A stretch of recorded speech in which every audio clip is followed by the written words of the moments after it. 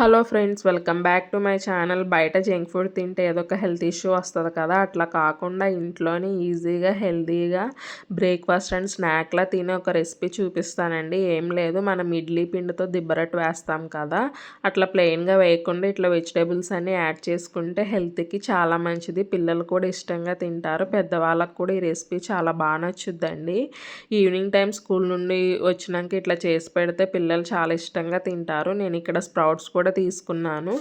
ఇంకా sprouts, onion, green chilli, cabbage, capsicum ఇవన్నీ add చేసుకున్నానండి. చిన్న చిన్నగా కట్ చేసుకున్నాను, ఈజీగా కుక్ అవుతుంది, మనకి తినేటప్పుడు కూడా తెలియదు కదా అని.